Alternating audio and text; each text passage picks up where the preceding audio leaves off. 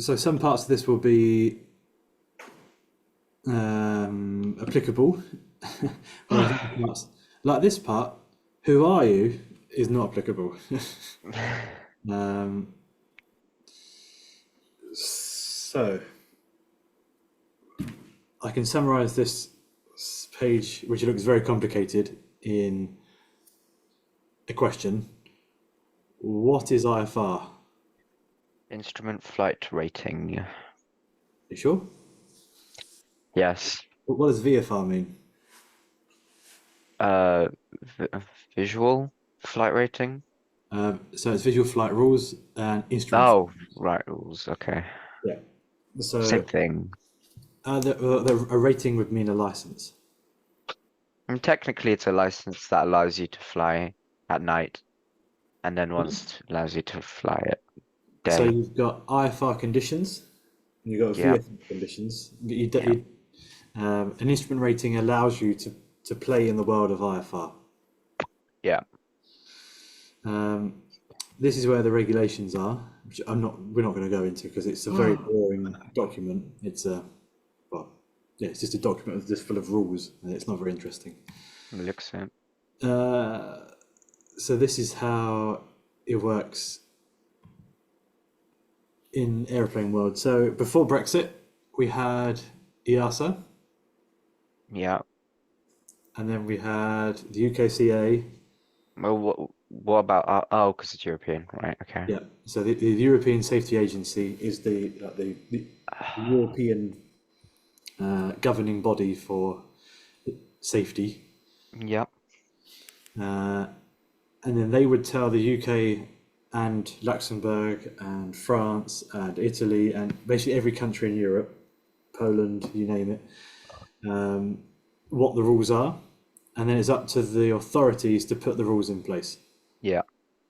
So you can kind of see it as the government in the UK, so like the Prime Minister, and this would be your local minister. Yeah. And then ultimately, there's us at the very bottom who has to play by their rules who are set by them. So we're Jetfly, simply closer. We are, yeah. Okay. So you may have also noticed that there is ICAO in this corner. Yes. Do you And then in remember what reverse ICAO for is? some reason. It's Because like that's how you say it in French. It's the Organisation of Aviation, the Civil International. oh, okay. It's like the it's not the WHO, is it? No, that's something else. They all look the same. They It's do not look na the same. Well, they're all part of the same body. but anyways, it's like ICAO is like four-letter codes for like airports and stuff or Yeah. something like that.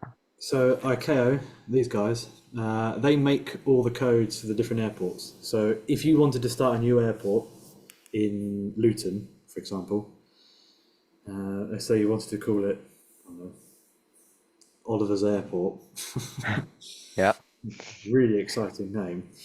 You'd indeed. have to first of all tell the UK authority that you're doing it. Yep.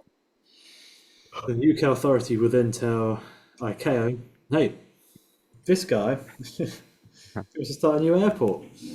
And then you'd have to work with both ICAO and the UK authority to start the airport. ICAO would give you things like, yeah, the four-letter code. It has to begin with EG because it's in the UK, Yeah. and then but the two next letters, these people would decide. Right. So they've got a big database of every airport in the world, so you can't have the same code for two airports. Right. Give me 2 seconds. So Dad's messaged. Yep. Am I here?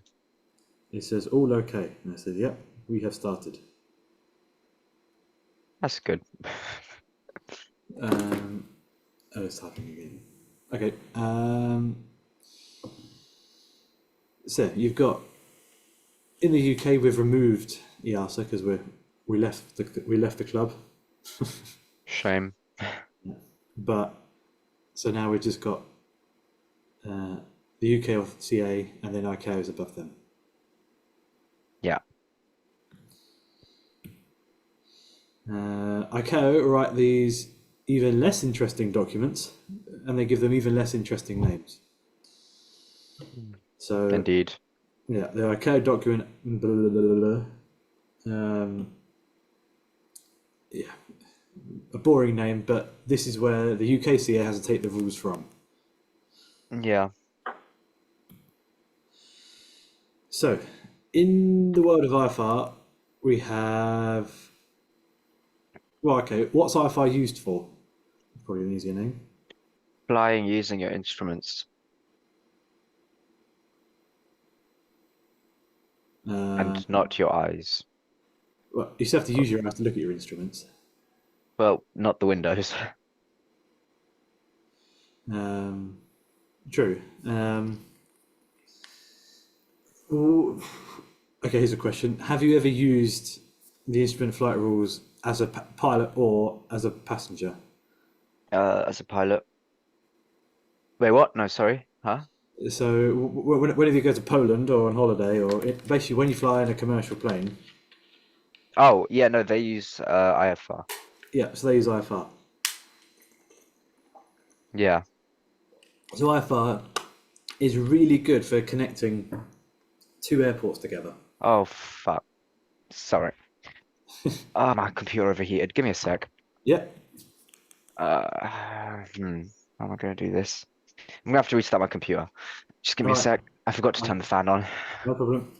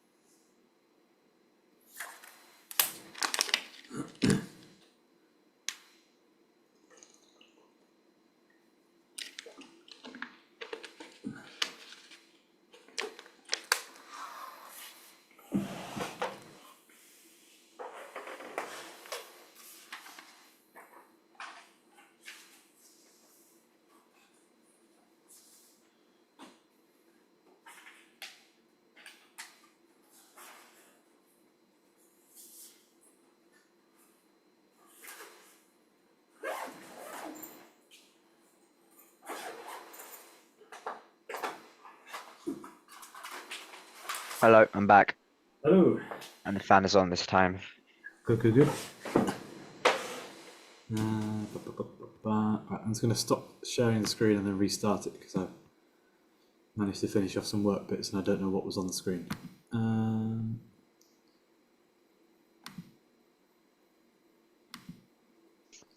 This one. Nope. Hopefully you should see something more interesting than my face. It says Jim Buzz. Oh, never mind. Yeah, I see it.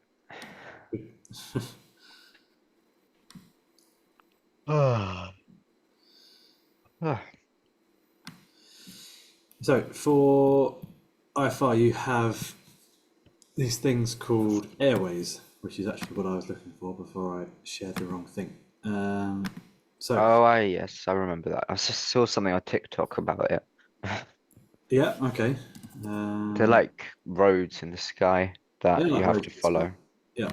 So you should now see a website called Sky Vector. Yes. Yes. Good. So on here, this is the VFR version. Let me change it to IFR. Okay. So it's still the same. You can still see Italy here and France over here and probably Switzerland up here somewhere in the background. But you've got all these blue lines. Yeah. So let me just put up on my phone my actual flights for today. So I'm going from LIRP to NFKB. Gusto Airport. Pardon? Gusto Airport. Yeah. So yeah, it's Pisa to the first. Actually, all today is just two very short flights, which is very unusual and Isn't quite a that nice, lovely? quite a nice change. Yeah. Yesterday I did Have you 6 gone to hours. go? Have you gone to go see the Leaning Tower of Pisa? I did last time I was here, but I Ah, didn't bother this time. fair enough. And the routing is go Boston 02 GovGo. Lima 14620. Yeah. Seems like a bunch of gibberish to me. Well, so this is my routing. So you'll notice if I zoom in a little bit more that there's no blue line between Pisa and this first point here. Oh, you're going off track. But there's no roads. Actually, that's a lie. There is one road that leaves Pisa, but it goes north, Yeah. and I don't want to go north. Um, so, at all airports, they have something called standard instrument departures, which I can bring up the iPad. I don't think I can put it on your screen, but I can definitely send you something.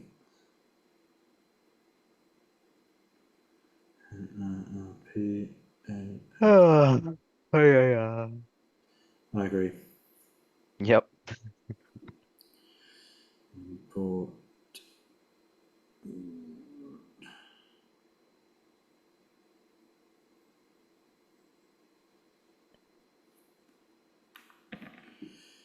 Using the powers of technology. Oh, good luck with that. Yeah, I shall now try and send myself a picture to then send to you on WhatsApp. Yippee.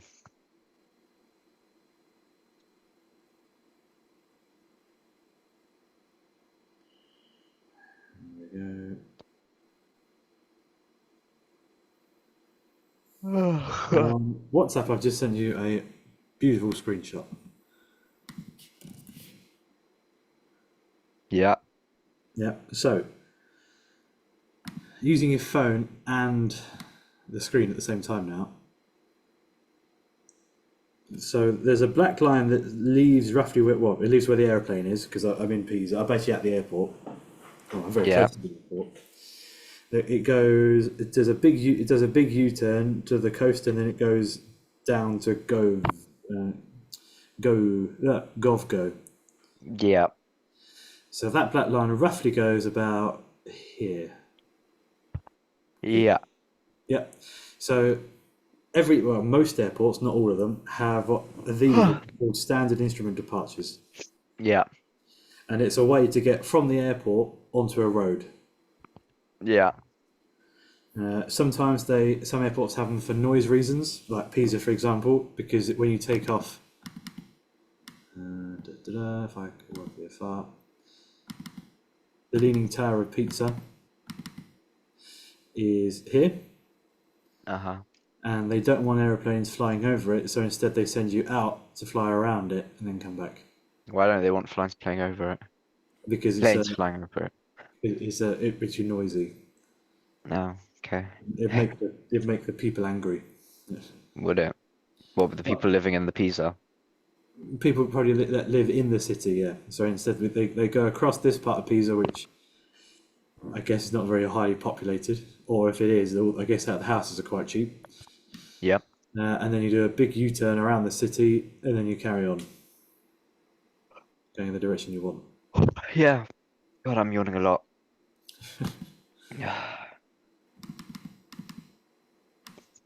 Indeed. Indeed. So, on the picture I sent you, which I can probably put on your screen. There we go. So each departure has a name. Yep.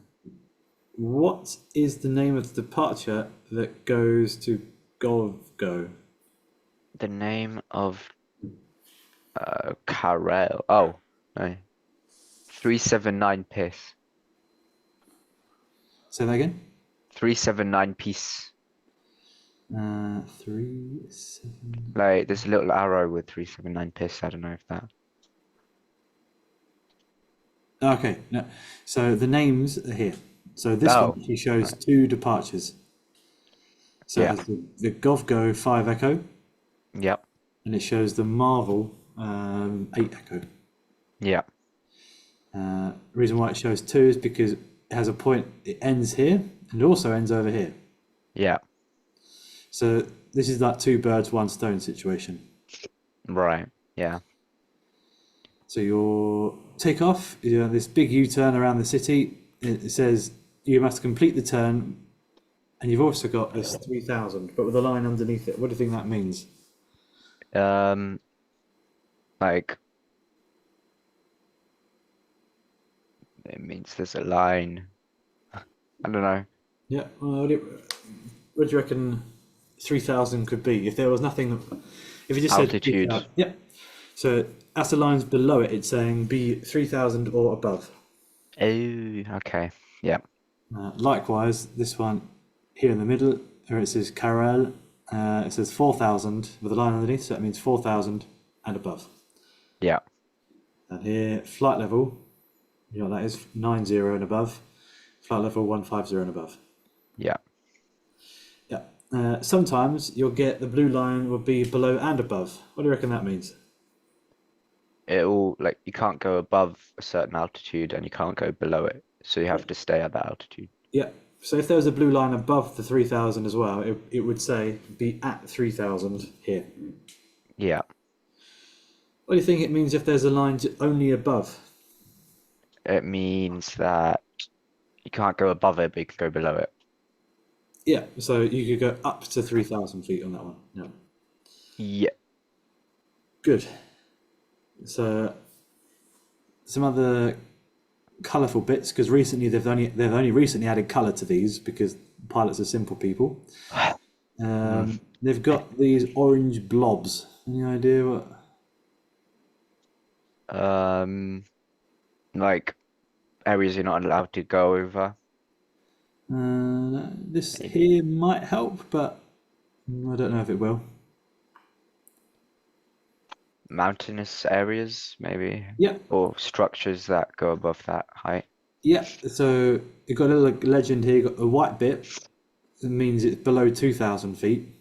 Yeah. And you got this orange bit, which means whatever it is, it could be a structure, a mountain, a hill, or something, is above 4,000 feet. Yeah.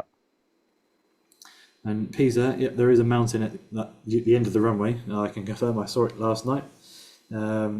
And that's what this blob is here. There's also what these smaller blobs are here. They're just other little mountains that live nearby. Yeah. You've also got this big, well, it is a circle, but it's been cut off in some places. And that is called your minimum safe altitude. Yeah. Meaning, if you're in... is there a way for me to not make the screen move? Maybe I download it and just display that separately. Yeah, this works better. And I can draw on it as well. Yeah.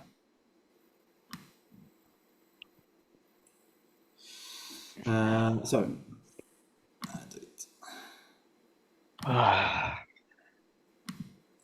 so if you've got a line that goes up here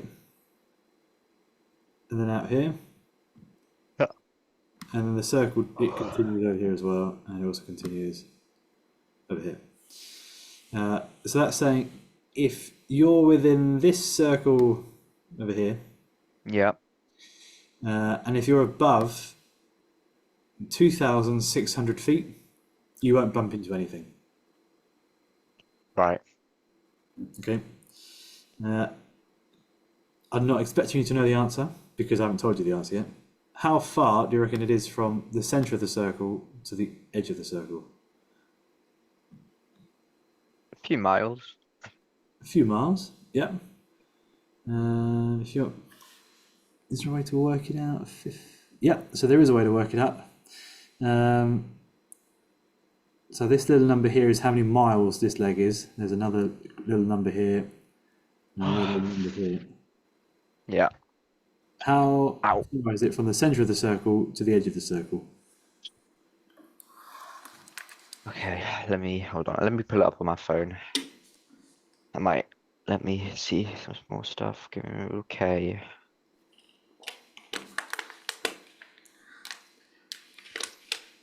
Um,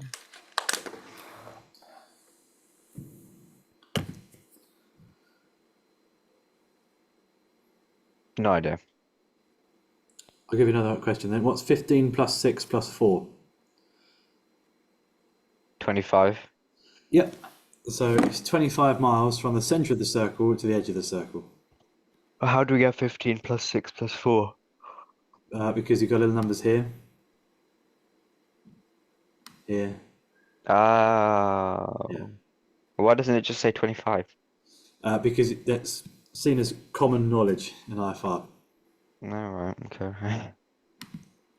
So basically anything that's referred to as a safe altitude is 25 miles from something. Yeah. Um, Hold on, I need to get some tissues. Just give me a sec. Sorry. yeah, that's right.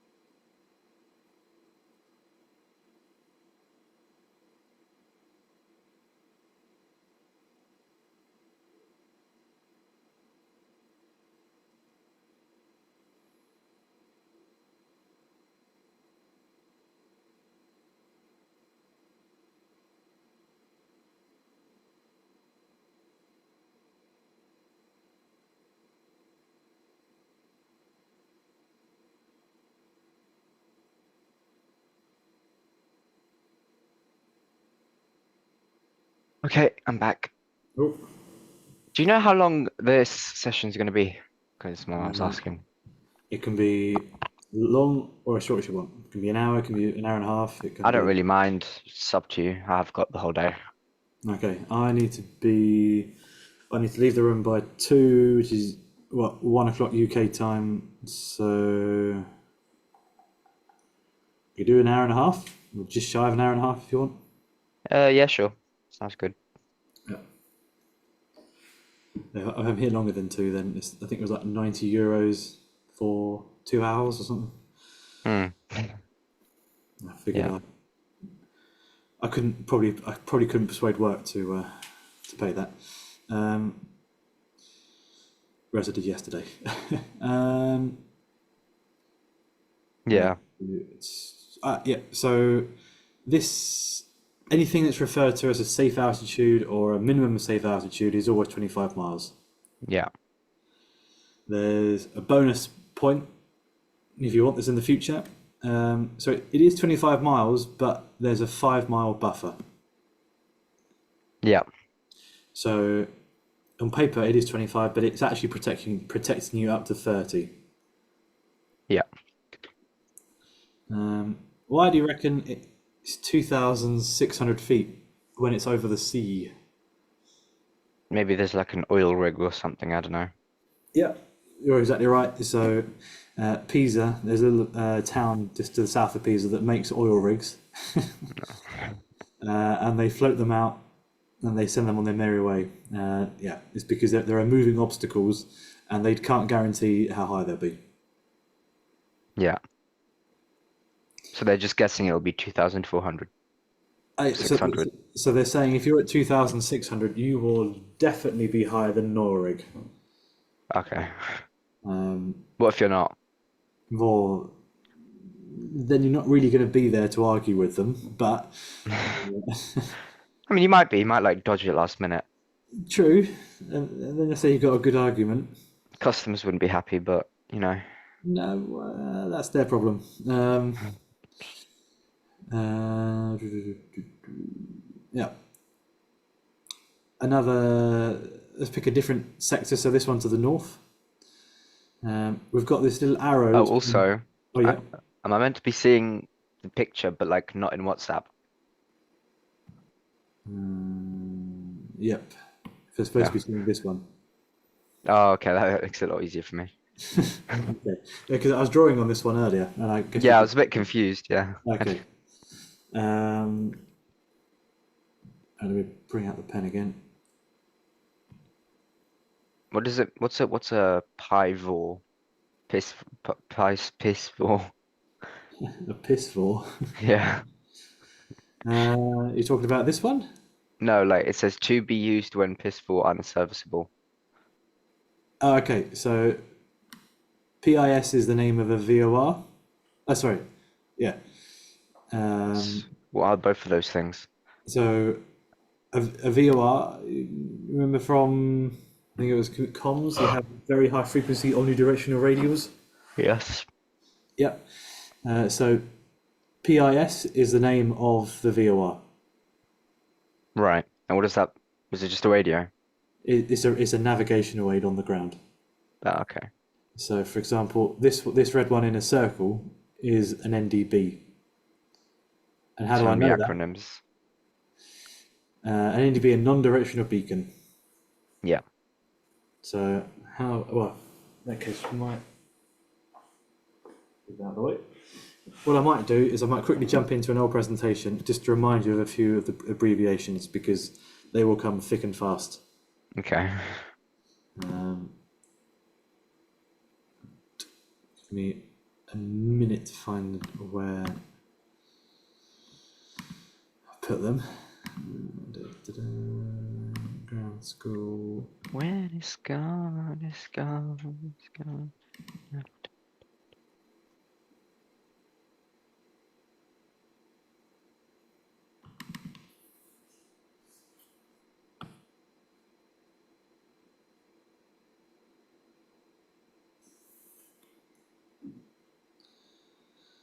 Okay, so new share. This one. Go. So we have GPS. Yep. I'm sure you're familiar with that one. Global positioning system. Beautiful, yeah. NDB, a non-directional beacon. Yep. And let me bring up this messy slide.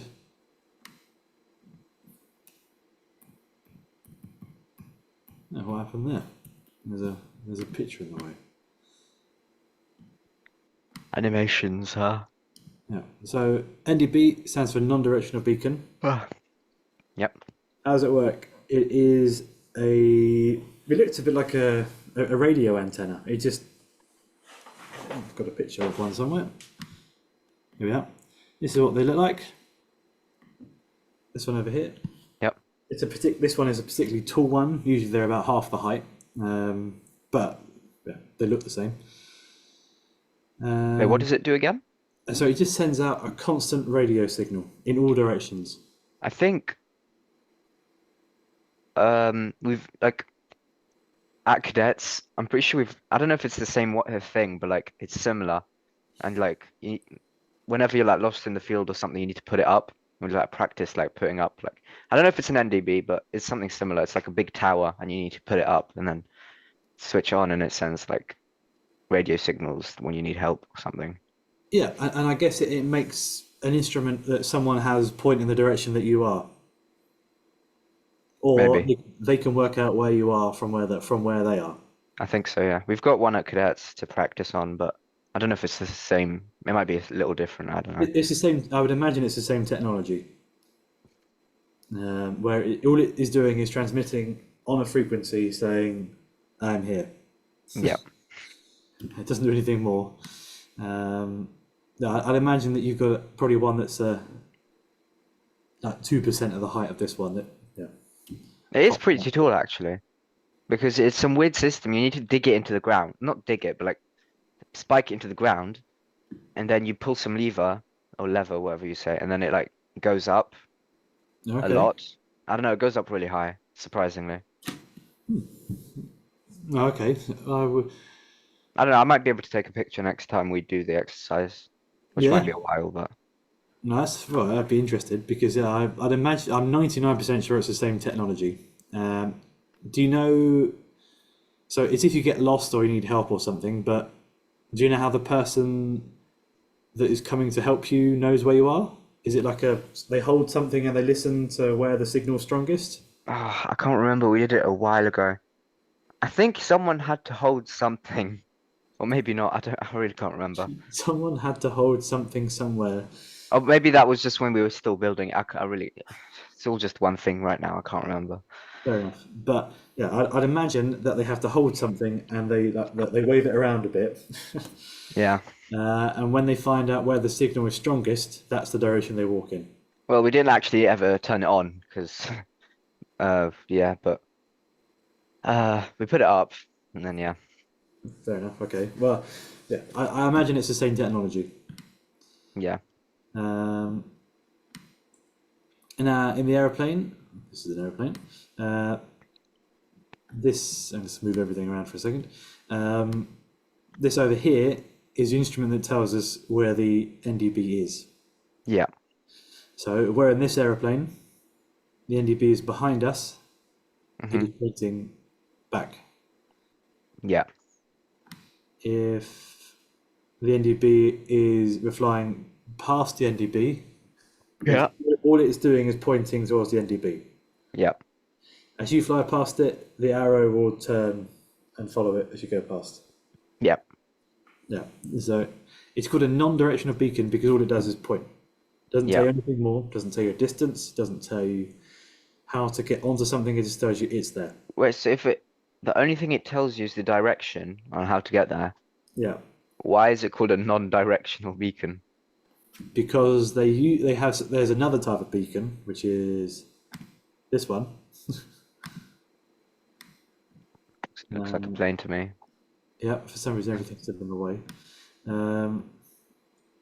Where in the old-fashioned days, this was called a directional beacon Right. because it told you how to get to it no matter where you are. Right. Or even on the other side of the world.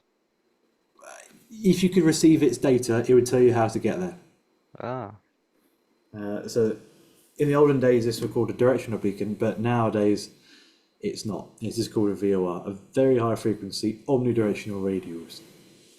Wouldn't it be a VHOR? Yeah, but it's easier just to say a VOR than a VOR. Ah. Could be a silent H. You never know. So with VORs, you have two flavors. Oh, lovely. You have this one, and you have this one. What's the difference? One's smaller and in a box. Okay, yeah. Well, I guess if I was being more accurate, they'd be the same size. But yeah, Ah. yeah, one's in a box, one isn't. Yeah. Just by guessing and guessing alone, which one do you reckon is better, in a box or out of a box? Out of a box. Okay, well, in a box is better. No. Why? So, in aviation, the more bits any symbol's got, the more important or useful it is. Yeah. So this has got its shape, this has got its shape and a box. Yeah. So the one without the box is only a VOR. It just tells you it's a directional beacon. It just tells you how to get to it, wherever you are. Yeah. The box flavor tells you how to get to it and how far away from it you are. Yeah. So it's telling you two things. So if you have a VOR DME, which is what this is called, a distance measuring equipment, you can work out exactly on a map to where you are, to like 0.1 of a mile. Wowza. Yeah. Or if you don't have the distance measuring equipment, you just know you are somewhere along a line in time and space. So this is a VOR with no DME. So let's say that we're on this radial here. Yep. Yeah, so we're on the southern radial, the 180 radial. And if you have nothing else, Oh God. you know that you could be anywhere on that line. Yeah. You could be here. Oh, sorry. You could be here, blah, blah, blah. Well, you could be wherever. If you put a box around it, you get DME. So it would tell you that you're on this radial, and it would tell you that you're 10 miles away, so you know you're there. Right. So it's more accurate. Yeah.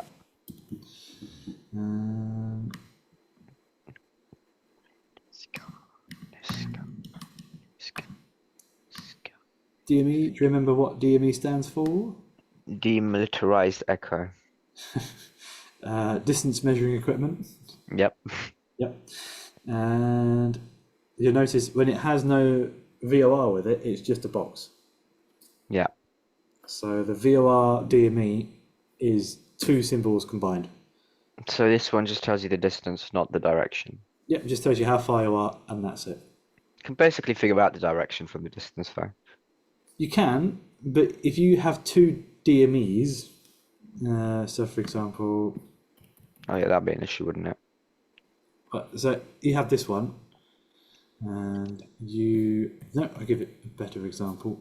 We can annotate. Where's my drawing button gone? There. Here is a DME. Yeah. If the DME says that you are 20 miles away, Uh-huh. you could be anywhere on that, assuming that was actually a proper circle. You could be anywhere on that circle. Right. Because you don't know where you are, you just know that you're 20 miles away, that's it. Yeah. If you had a second DME, Mm-hmm. let's say over here. Actually, no, let's make a different colour. Black. And let's say, and you did the same thing, you got how far away you are from it. Yeah. probably a better example.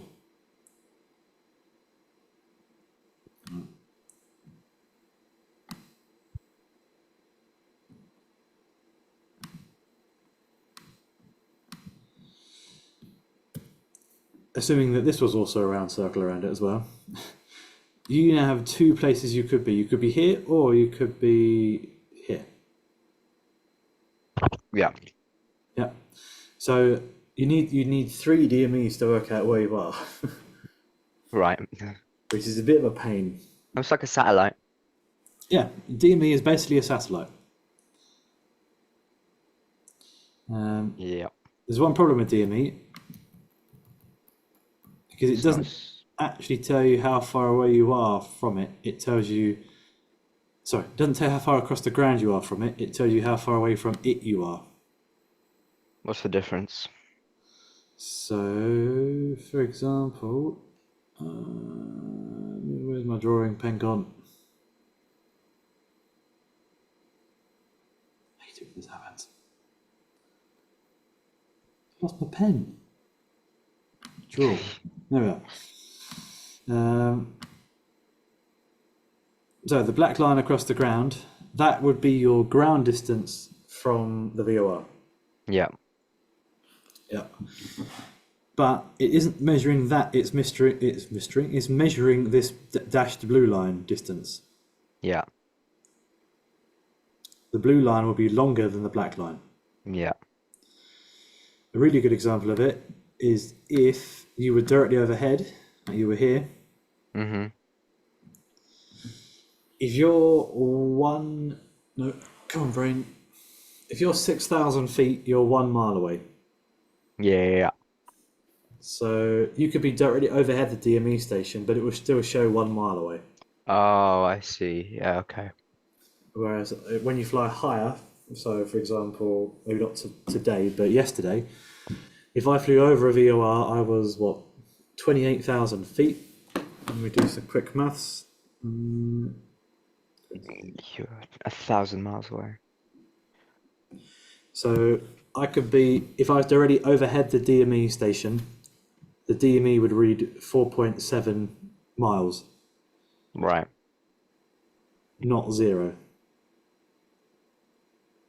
But knowing that, you can just do whatever distance you have, take away 4.7, and then Okay,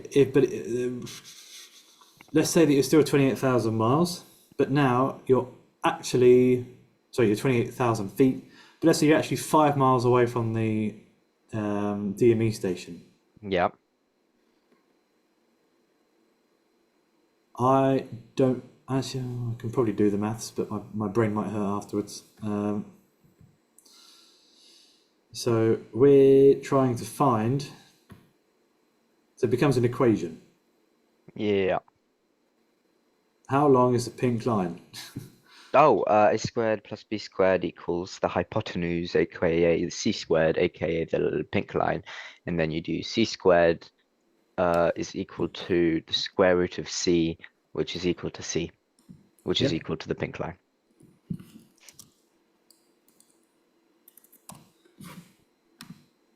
So first of all, we need to get everything into the same units. So let me just put, using Google, 28,000 feet in nautical miles. 28,000 feet is, so 4.608 nautical miles. And you told me it was a squared, which is this one here, if I remember. Yep. So a squared, so 4.6. Let me see if I can do squaring on my calculator. You have to rotate your phone, Yeah. and then the x squared button. Yeah. Plus 5 5 squared. Yeah. which is what, 25? That might be easy just to add. Yeah, 25. Yeah. What do we do next? And then what's your answer? 46.233664. Can you write that down, please? 4, 6.2336664. Good luck doing this on your phone, but now do 46.2336664 square rooted. 6.799. So it would display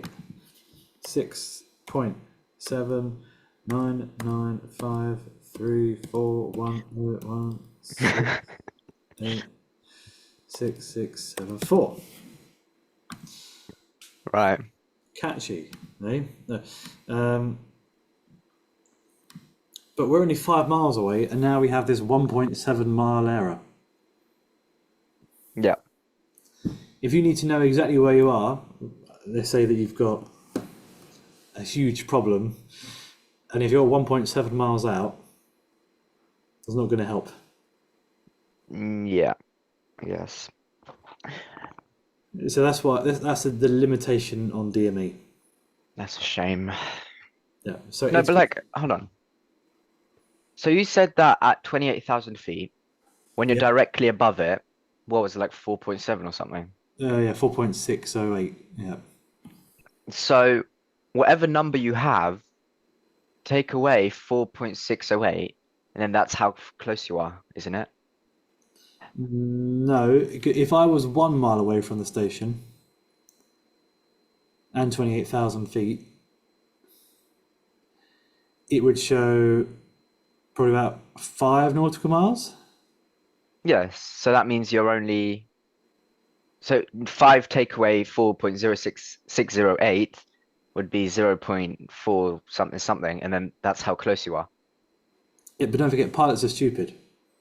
Okay, yeah, good point. And so all pilots do is look at the instrument and say, "Oh yeah, I'm 7 miles away from the station." Yeah, sounds like pirates. Yeah, they're just a bunch of sky pirates. So, whereas actually they're only 5 miles away. Petrol pigeons. I might, I might start calling the people petrol pigeons. Hey, you're a petrol pigeon. Yeah. Yeah. When I was at Cranfield full time before you were there, I used to have all my students were called sky pirates. Great. Yeah. Well, why? Because I'd always send them on to quote the students, the fun adventures, because the other instructors there would never send the students anywhere interesting. They'd just do the same route every time. Yeah, they just weren't very interesting. For about 5 years, I was the only one that ever flew to France. Oh yeah, I remember. So Dad told me something about that, Yeah. I think. Um, Or maybe it was either two. I don't remember. yeah, it was. Yeah. No one actually went anywhere interesting. It was all like, They oh, just want to get their job done. oh, yeah, but They they could weren't care interested in less. having. They couldn't. Yeah, they couldn't care less. And I was like, well, no, let's. You have a license to cause absolute mayhem. You can go anywhere in the world with this license. Why are you just doing 25 miles of Cranfield? No. Yeah. And they don't even go through Luton because Luton's too big and scary. Yeah. Yeah, it's tractors. Ugh. Anyway, is there any other abbreviations before I move on? Limitations. Radar. You know what radar is? Radio and hold on, I'll get it. I'll get it. Maybe want some help. Radio and detection. Oh, okay. Radio detecting and ranging. Yeah. So I always some. forget. I always forget with which A is the an. Yeah, and so do I. That's why I brought it up and I didn't say anything. Yeah. Yeah. um, we have radar. Motion Remember this detect. SSR, secondary surveillance radar? It's used by the military. No, that's primary actually. Secondary is used by people to send a ping pong and then Yeah, come back. and it gives them more information. Yeah. So this is what a radar dish with both primary and secondary looks like. Yeah. If it was just primary, it'd only be this lower part with the actual dish. If it was Yeah. secondary only, it'd only be the upper bit of the dish. Yeah. So Um, which one do ATCs use again? So they try to use as much as possible the secondary Uh-huh. because they get more information. Uh-huh. But if you don't have a transponder or it doesn't work, then they have to use primary, otherwise they just can't see you. Right, okay. You're invisible. Invisible. That's a pretty old transponder. This one, Yeah. yeah, the aircraft at Cranfield are only probably just as you started, the last ones of these left. Hmm. My favourite aircraft had one of these. What was your favorite aircraft? It was Golf Bravo Oscar Yankee Bravo. Boib. Boy B, yeah. Which I did about 700 hours of teaching in that plane. It was great. It's gone, it's gone, it's gone, it's gone, never learn about. Train is gone.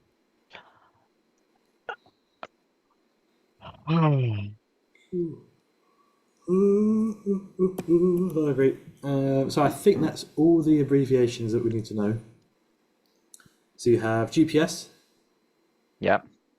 um, NDB, Yep. which stands for Non-directional Bacon. Bravo. Oh, yeah, bacon works as well. Uh, you have a VOR, which stands for Um, very. oh, very high. Uh, not OnlyFans. Very high. Wait, Very hold on. high frequency. Yeah, a very high. What was OF? VOR. OR. What's OR? Yeah, very high frequency, omnidirectional Rules. radios. Radio. Right. Yep. I knew that. Not radios, radials. Yep. Yeah. So these lines here, there are 360 of these radials that come out of this thing. And that's how you can work out where you are. Yep. Yep. Yep. Yep, yep, yep, yep, yep. Yeah, okay. Are you gonna make me yawn now? Well, pages. Yeah. What would your dad say now? Thanks. So, going back to all of that, we have these tracks. These tracks are defined by. No, I'm on the wrong screen. I should be on this one. So we have. Hopefully, you can see it says Pisa just over here. Yeah. Okay. Yep. So we have Pisa Airport, which is this green dot because the weather's good, and we have Pisa VOR, which is this. It's called a rose here. In the middle of it is the actual VOR. Yeah. We have the standard instrument departure, which we spoke about. There's a big loop around SID. Pisa, the SID. Yep, good. And then we're finally flying on an airway. Back to the beginning of the lesson. Yeah. So you'll notice that some of them, like this airway here, has an arrow. Indeed. Well, What all are of them they? do, don't they? Not all of them. I wanted some of them have boxes. Yeah, Lima 12 doesn't have an arrow. It's a one-way street.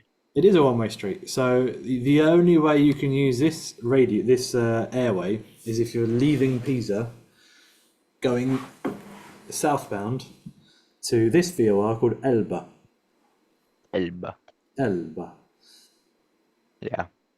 On this airway, you can see it's got a little number above it and below it. Bonus points if you can tell me what that is. Maximum minimum altitude. So the maximum altitude is 9,000 feet and the minimum altitude is 27? No. 270. I think. So the minimum altitude is on the one on top. Oh, okay. So Yeah. the minimum altitude is 9,000 feet, or flight level 90. Yeah. And it's 27 miles from Govgo to Yeah. Elba. Elba. Yeah, What can you tell me about this one here, Lima 12? it's a two-way street. It is a two-way street, yep. So you can either go from Elba down here up to Marvel, or you can go Marvel down to Elba. You have to say it with the correct accent, otherwise they don't know what you're talking about. Um, Yeah. so what's the minimum altitude that they want us on this airway? The minimum altitude is 1 second, please. It is 11,000 feet Yeah, if from we were in Elba. India, I would agree. Yeah. In India? Well, yeah, no, What? it sounded like you were speaking with an Indian accent. All right. How long is the airway from Elba to Marvel? From Elba to Marl. 35 miles. And if you were to say that in another language? I don't know German. 35. Yeah, that would be correct. I was gonna say it in German, but I forgot my German numbers. It's too early. Okay. No, I'm assuming it was Polish because I don't speak a word of Yeah, Polish. it was Polish, yeah. No. Do you speak German? Nine. No. Oh, okay. Ironic. Yeah. um, good. So we've gone go over to Elba, and now a final waypoint on this flight plan is Mol or Mul. Mul. Mul. So we fly down to Elba, we turn a right, we fly to Mul. Mul. Bonus questions. Which radial would I have to follow to fly to Mul from Elba? Oh,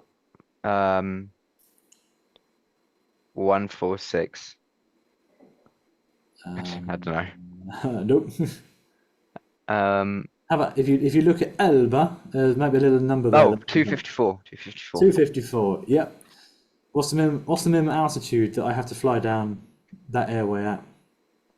9,000 feet. Yes. And how long is the airway from there to Mol? 4 miles. Yeah. So I will be in the airway system for what, 40, 50, just over 50 miles. And that's it, which will be no time at all. That's good. Yeah. So the flight is only about, I think, 25 minutes. It says there 55 minutes. It does, but I don't know which aircraft it's got in here. So so how about if I put the speed in? There we are, 21 minutes. Oh, fairs. Yeah. So then, when we get to Mol, there is no way to get from Mol to the airport according to this diagram. But Where's the runway? where is the runway? It's a good question. So let me just bring up my iPad. When it's gone, it's gone, it's gone, it's gone. If I'm being honest, by us doing this now means I'm actually preparing for my flight. So thank you. See, something good did come out of this. It always comes good. No. So you might have noticed that IFRs basically just connect the dot, not connect the dots. Yeah. So here is the next one. Let me send it. Photo. Let me wake up my phone. Oh yeah, did you hear about that BBC Radio 1 thing in Luton? No, what happened? No, it's like a huge concert organized by BBC Radio 1. Oh yeah, I'd heard it was on, but I didn't. Is it on now? No, it was over the weekend. Friday, Okay. Saturday, Sunday. Okay. Yeah. Lots of people. Yeah, lots of famouses. Yeah. I was in Belgium yesterday, and there were, I think, some singers, but I don't know who they were. I've no idea who they were. We're going from Belgium to Luton. Yeah. Oh, yeah, yeah, yeah. I mean, I didn't know half the singers, but I don't really listen to music that much, so. No, they're all pop people, and yeah, they had lots of luggage, and I'm very happy I had nothing to do with them. Uh, Lovely, jubbly. yeah. So here is Moll. Yep. Well, this is taken from the airway, and now we're going. Well, we're going to be follow the line basically. Where do we go from Moll? Let me if I zoom back in. Invak. Invacca, and then And then, um, oh, that's a what? Is that a one-way street? I don't know, there's an just arrow. follow the arrows. Right, but that arrow is pointing away, not in. So I don't know if Yeah. I'm allowed to go in that one. So the arrow goes this way, and then it goes Invac, and then the arrow points to this one, and then the arrow Oh, points to this one. to which one? Oh, So to that one. Invac to Capco. Alice to Capco. Yeah. Right, and now we're just stranded in the middle of the ocean. We are, but don't worry. There is a way to get from Capco to the actual airport. That's another page. So at Moll, how fast can we be, and how high do we need to be, or how high up can we be? Um, so the minimum is 5,000 feet. Hang on. I Where's this think, I think, under Capco. No, so I'm talking about Moll at the moment. Oh, Mol, apologies. The maximum you can go is gonna be flight level 130, aka it's either 13,000 feet or 130,000 feet. Probably 13,000 feet. Yeah, Okay. 130,000 feet. I don't think anything flies up there. No. There's that one bomber that like kills the pilot thing, but But I think that only went up to like 60,000 feet, maybe 80,000 feet. But I think that the highest any aircraft has ever been is well, space starts at 250,000 feet. hold on, hold on, hold on. Hold on, hold on, hold on. Hold on. Hold on. Oh yeah, 50,000 feet. No, no, no, no, not this one, not this one. I'm looking at the wrong one.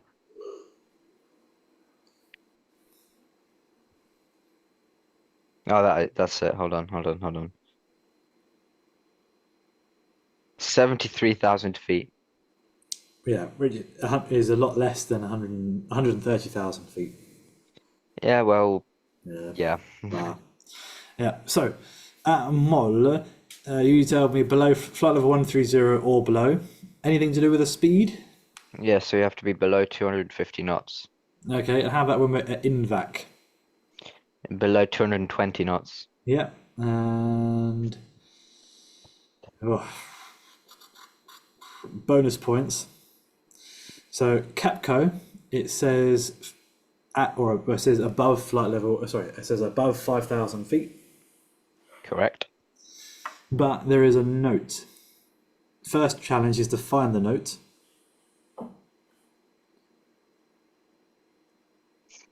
Uno segundo.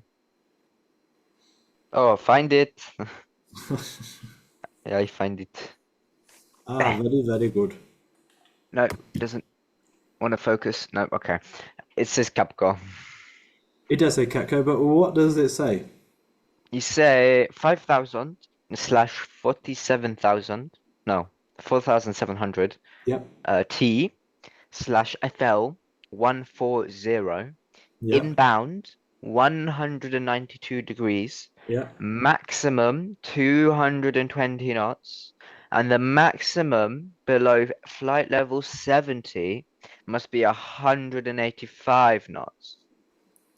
Exactly. So, what does this mean in simple gibberish? So, because it's in a box, it means it's talking about the hold. Yeah. And this shape here is a hold. It's every pilot's worst nightmare because it means you're going nowhere and you're literally flying in circles. Yeah. So for me, I hate holds because it's just pointless time of flying in round and round and round, and it's boring. Please Luckily, hold. please, yeah. Helicopters they can just stop. Airplanes can't. Yeah. Um, so Capco, it's saying that 5,000 feet, which is also agrees here.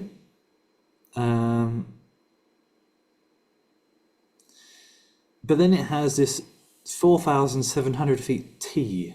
So T is a very interesting letter when it comes to IFR. T means terrestrial. Oh my god. Alien. Aliens, yeah. So it's saying if you're an alien, you can hold at 4,700 feet. I don't think they're going to be looking at this before they arrive. Well, okay, what terrestrial means in aviation is if you're using GPS or the sat nav, Yep. you can hold at 4,700 feet. Why do you think they let you hold lower if you're using GPS than if you're just using old-fashioned conventional nav aids? Because the GPS needs like height or something. I don't know. Because the GPS is more accurate. Yeah, right. Okay. Um, so instead of using some ground-based station, which they're fairly accurate, but GPS is more accurate. Yeah. And you can hold lower. It saying the maximum altitude you can hold at is flight level 140. Yep. Maximum speed is 220 knots, but if you're below flight level 70, it's 185 knots. Yeah. Why do you reckon they have put speed limits on a hold? Because people will crash into each other because they don't have a set speed limit. Not far off it. The faster you go, the bigger this hold becomes. Yeah. So a hold is generally a 4-minute thing. This Hmm. first turn is a minute. Yep. This straight line is a minute. Yep. This turn here, have a guess how long that one is? A minute. Yep. And have a Oh, guess how long this last straight line here is? 2 minutes. 1, 2, 3. No, it's a minute. Oh, okay.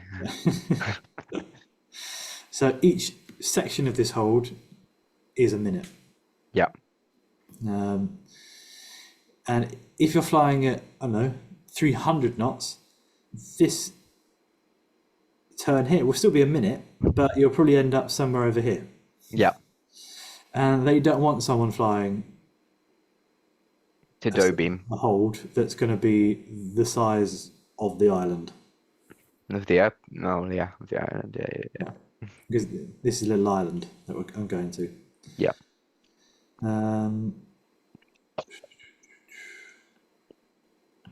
Another bonus point. It says IAF above Capco. IAF. Instrument Landing System. I'm not sure where we got the S from, but you're not far off it. Instrument Assist Flight. Flight. Oh, Instrument Assisted Flight. Initial approach fix. No, close enough. Yeah, close but no banana. Oh. So I'll send you another document or another picture. Yippee.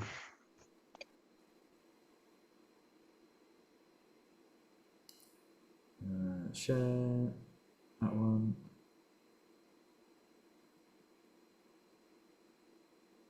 When it's gone, when it's gone. Okay.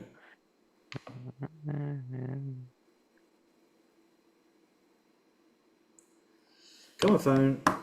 You can do it. I believe in you. There we go. Oh, there it goes.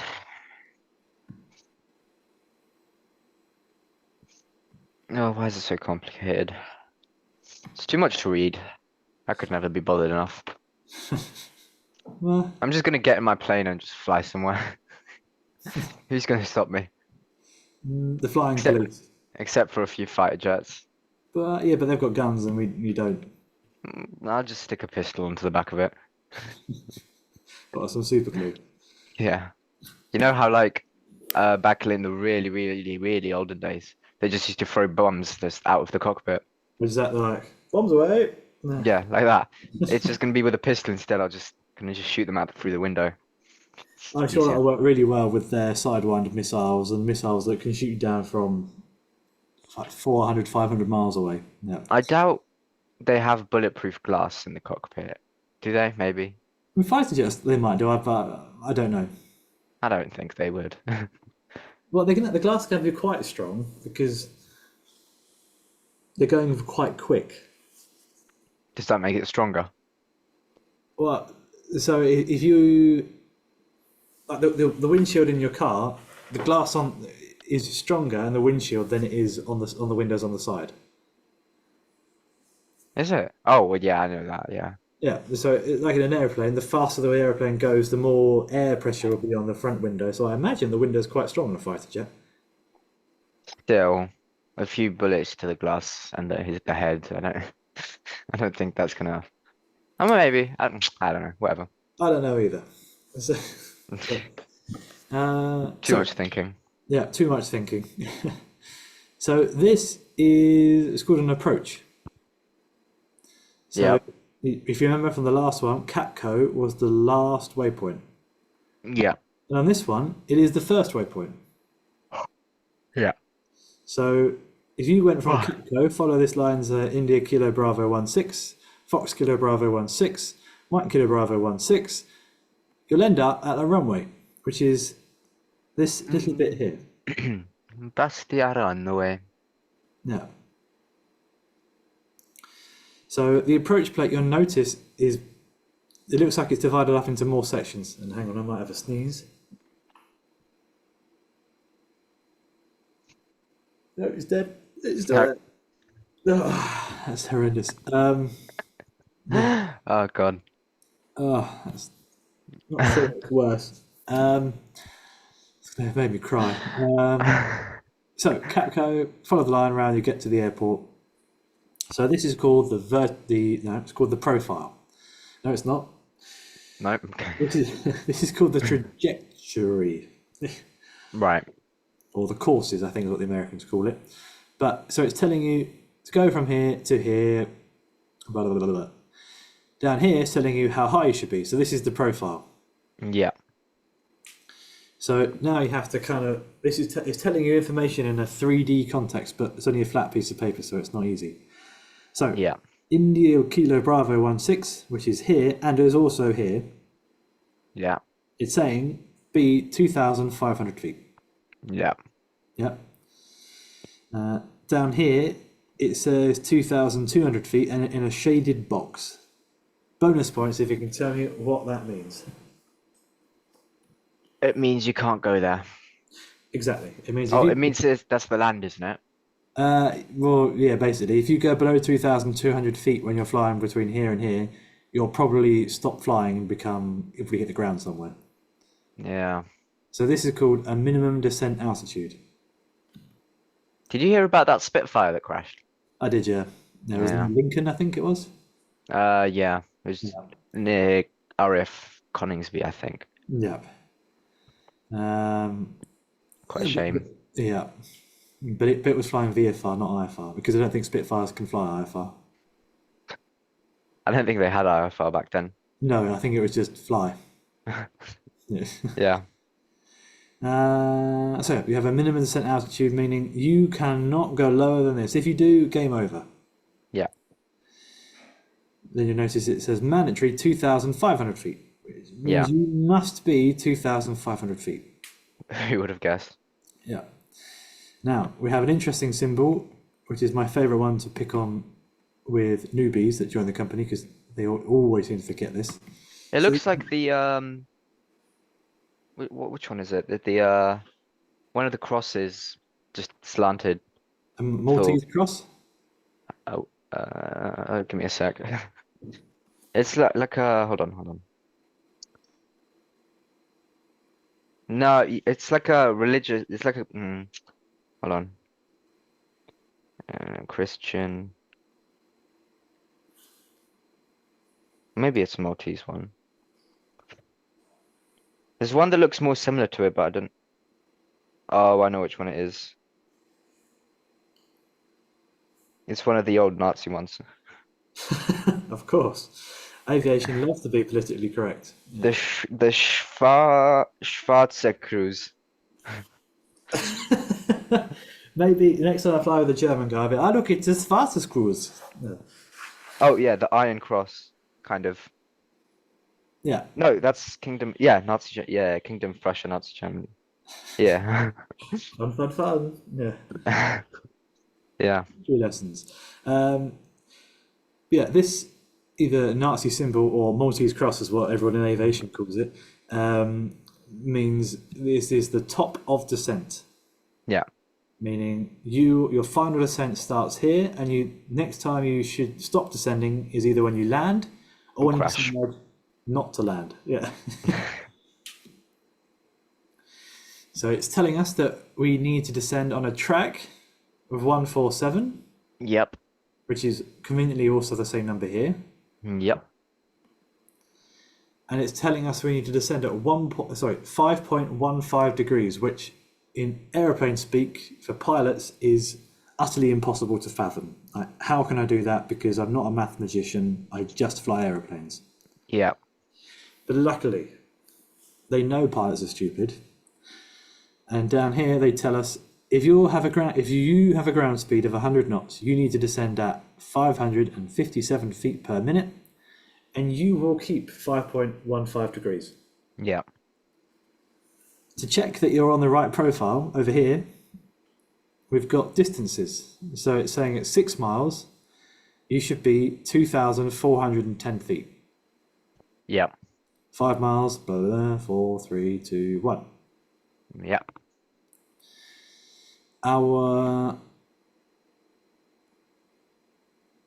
And that's how we work out if we're high or low going down the approach. Yeah. Down here, we have what's called our minima box. So this is telling us the lowest you can fly down this approach is, depending on the type of aircraft you're in, aircraft at Cranfield, the aircraft I fly, is called a category A. So the lowest we can fly is 490 feet. Right. If you can't see the ground at 490 feet, it means you need to go around. Yeah. Meaning you cannot land. Yeah. Also, down here, you have 2,200 meters, which, Yeah. if you can tell me what that means, I'd be very impressed. River. So the river must be at least 2,200 meters long. Yeah. Or maybe like that's like the altitude, not altitude, but like the ground level or something. I don't know. So it's the minimum visibility to do the approach, Right. So why is it RVR? because it stands for runway visual range, Okay, not river. not a river note. So if the control tower says the runway visual range or the visibility is 2,100 meters, can we do this approach? Yeah. No. No. If the tower says the runway visual range of the RVR is 2,300 meters, can we do the approach? No. Yes. Yes. Yes. Yes. We can, because that is our minimum, Minimum. Yeah. minimums. Yeah, so this is is really a protection for the pilots. Yeah. So if I think it was I'm not sure if this is totally true, but it's like a war story that went around a while ago. I think there was a Polish president was actually killed in an accident. When was this? This was a few years, like 20 years ago. Oh yeah, I wasn't alive. No, I think it was either Polish or Lithuanian. I'm not sure. How did he die? It died in a plane crash because he was pressuring the pilots to try and land somewhere. I can't remember where it was. When the visibility was too low. Sounds like something a Polish president would do. Yeah, the Polish president said, "I need to be there for this meeting with probably this leader or something. You must land." Yeah. And the pilots, unfortunately, gave into this pressure and they went below the minimum visibility that was given. What my colleague said. And they died. Yes, they didn't see the runway. They tried to squeeze it onto the runway, even though they couldn't see it, and they messed it up and they died. That's why you don't give in to peer pressure. Don't give in to peer pressure. Yeah.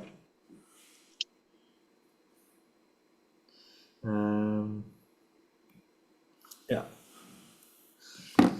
Good. So if we can't see the runway when we're at 490 feet, which is quite low above the ground, what do we do?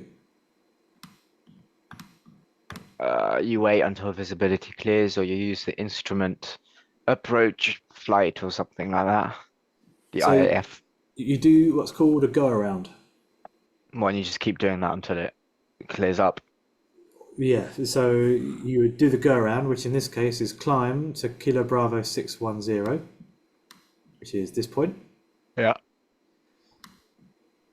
at a maximum speed 185 knots at Kilo Bravo 610, turn left to Asbin, climb to 5,000 feet, then Invax, Alizo, and Capco enter the hold. Yeah. So it's basically telling us this dashed line is the missed approach. Yeah. So this is what you'd fly if you need to go around for any reason. Yeah. When you fly VFR, if you need to go around, you just go join downwind. Yeah. You come back and try again. And how many times do you do that before you can land? Well, it depends. If the weather does not improve, then you have to divert. You have to go somewhere else. Yeah. Okay. If you VFR, you keep going until you need to divert. To give you an example, a real life example, this was before you were at Cranfield. I was flying an aircraft which they still have. Unfortunately, I don't like it. I had a reverse engine failure. Yeah. I couldn't reduce the power. Yeah. So I stuck at full power, which is really good for taking off, but not very good for landing. So I had to give myself an engine failure to actually land. You had to give yourself an engine failure. Yep, because the power was stuck at 100%. Right. Okay. Or maybe you just wanted to skip to the front of the queue. I could do anything with the throttle and nothing would happen with the engine. Right. The So options were more power or more power. Right. Okay. So to cut the engine, I pulled the mixture when we're in the air. So I brought the mixture all the way back to idle cutoff, Yeah. which was exciting. I'd never done that before. And I landed. Did you survive? I think so. Oh, I'm still here. that's good. Yeah, the aircraft was still usable because I landed it normally. I had two students who were idiots, so I got them to pull the aircraft off the runway and park up. But there was an aircraft at Cranfield doing an instrument approach, a business jet. I think this was just before the Formula One at Silverstone, so they were Yeah. actually quite busy. And now they have a PA-28 blocking the runway, and they had like 4 business jets trying to land. Yeah. Not ideal. Not ideal. So one did the approach thinking that we'd be out of the way soon, but we weren't. So it had to do the missed approach at Cranfield. It went back in all the way around to the hold. Then 3 of them cancelled IFR. So they then became VFR and they just flew circuits overhead Cranfield until my students pulled the aircraft off the runway. Right. As soon as they'd done that, then they could land behind us. That's good. So the reason why I tell the story is because it's a combination of pilot having to do a missed approach, so I had to fly the dash line, and if you want, you can cancel IFR and you become VFR. Yeah. But you can't cancel VFR, otherwise you are nothing. Can't you upgrade VFR to IFR? Yeah, you can upgrade, but you can't be anything. The VFR is the lowest form of flight rules. Horrible. VFRs. VFR means that you can't fly through the clouds. IFR means you can fly through the clouds. So IFR means you can fly in more interesting weathers. Whereas today, perfectly clear blue sky, so it could go VFR.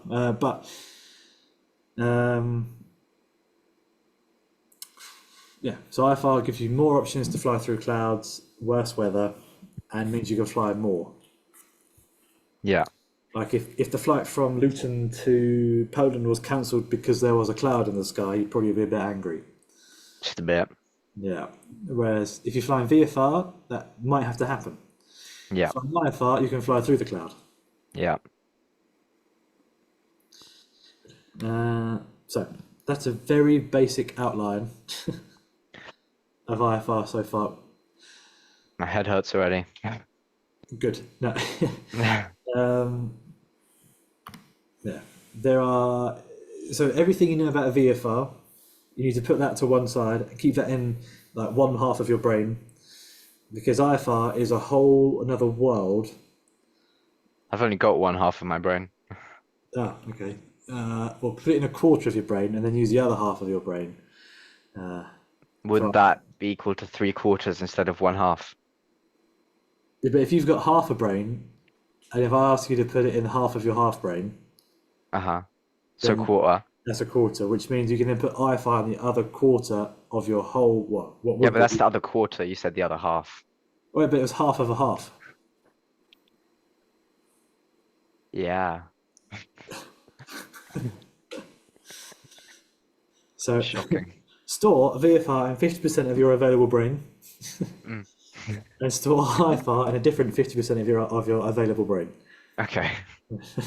I try my best. because they don't cross over. They are two worlds that are separate, and yeah, there's no mishmash. There's no crossover. It's you are doing this or you are doing this. Yeah. You can change when airborne from one to the other, Yep. but that means you just change rule book. Yeah. Good. So I'll say goodbye there because I need to get changed, pack up my stuff, and finish the training record I was doing for my newbie I was doing. I need to go back to sleep. Yeah, I wish I could. I've got what? I need to go find lunch because my newbie is like all they do is eat. Yeah. Yeah. They just eat and eat and eat. And we're in Pisa, so all they want to do is eat pizza. I would too. Pizza and pasta is all they want. Cool.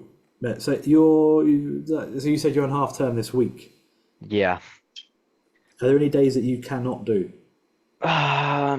Probably every day, I guess. I don't know. As far as you know, that No, I don't know anything. okay, because I know that I cannot do Thursday I cannot do late Thursday, Friday, Saturday, or Sunday. As far as I know, Yeah. I've got nothing going on except for cadets to normally be today, but it's bank holiday, right? Okay. I Yeah. think, yeah. Might be. Just I double don't know. checking. And then so that's Tuesday, and then Thursday. But then that starts at 7, and then I have school, so I still have the whole day. So Okay. basically any day. Perfecto. Okay. In that case, if it works with you, I might do it while I'm waiting because I have to get myself from Milan to Luxembourg tomorrow afternoon, Yeah. and we might be able to do a Zoom whilst I'm basically hanging out either in Milan, or I'm going via Heathrow, I think, to Luxembourg. Yeah, Yeah. so I can Zoom you from Heathrow or Frankfurt, depending on which way I go. Yep. Okay. Cool. Well, Wait, Heathrow? well, yeah, I can either go from Milan to Heathrow, then to Luxembourg, or to Milan to Frankfurt and then to Luxembourg. Right. Okay then. Because there are no direct flights. Yep. Shame. Well, I will see you probably tomorrow then. Yep. Right. Bye bye. Bye.